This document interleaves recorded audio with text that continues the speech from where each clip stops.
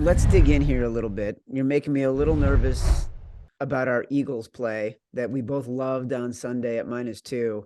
And I still feel pretty good about it, to be Yeah. honest, even with the Purdy magic in the bottle. Let's let's talk about that game first because Yeah. because to be honest, that may end up being our big balls bet, Yeah. right? Because and maybe we just declare it right now. Eagles -2.5. Big balls bet of the week. Because I'm hearing the same thing you are. We both loved the Eagles when the line opened. I Yeah. think you got it at up to 2. I got it at 2. We still like it at 2.5. A lot of guys have it power rated at 3. But look, Nick Giffen went on Green Dot Daily earlier this week. He's one of our brilliant analytics minds. And he had all these reasons why the Niners are probably a better team than the Eagles, DVOA wise, schedule wise, performance wise. Here's my thing. It's why I still feel confident about the Eagles. The Eagles still haven't lost when Jordan Davis and Jalen Hurts play. The Eagles' pass rush is historically dominant. Brock Purdy's been amazing.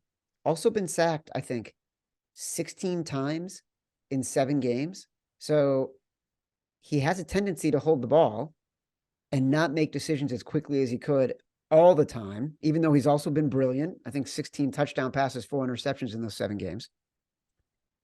History is against him because he's a rookie. This is his 3rd road game. And Philly is not Seattle against Geno Smith. It's not Las Vegas, where half the stadium is going to be on your side anyways, all right? It's fucking the fighting city of Philadelphia. You don't go into Philly for an NFC championship game as a guy who's played 7 games in your career and essentially have to win the game, which is what he has to do to cover this number. I don't care. I don't care what we've seen. I'm telling you how it is. Yeah. No, obviously I'm all in on the Eagles, Chad. There's no discretionary there. I'm trying to give people the perspective of what the pros are seeing here. So, what I'm getting back and forth is kind of how me and you feel sometimes, where these lines are fucking bullshit. Like, this line does not make sense. 2.5. What in the world?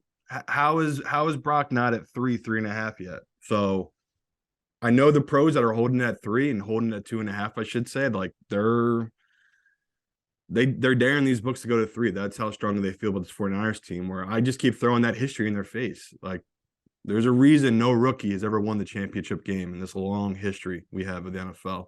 There's something about it that pressure is real, and the tape in the book is out on the guys by this point, right? We know that. So the reason these pros love Purdy is he doesn't know what the hell he's in yet. They're all in agreement that, like, this kid, they think he doesn't get it, that he's like playing in the football league, and every guy he's playing against is better. I mean, you can't wrap your head around, because this kid played at Iowa State. So say at Iowa State, he played against whatever it was, Iowa. The best guy in Iowa that he ever played against in his life on defense is probably on special teams in an NFL team. That's at the level he's gone from Iowa State in a year from last year to where he's at now. That's how high of the level is. So that's why, like, the Shanahan Coach of the Year thing, I'm so staunch in it, where it's like we can't wrap our head around it because we have such high expectations for this 49ers team. It's mystery irrelevant 7-0 in the NFC Championship game. That's why, like, Chad, I feel like I should be putting my life savings on this game with the Eagles. In what world does this kid go on the road, like you just talked about? I feel like We I agree, feel like we're being punked. If the wise guys are saying they love San Francisco, it's almost like they're fucking with us. but they're not. Like, they're just like, they think, like a lot of people think, where the Eagles, they haven't played a defense like this 49ers defense, and A defense that actually is showing so many holes in the secondary against the pass that it's like but Swiss fucking cheese. their strength is the run, and that's what people think this Eagles team without the run.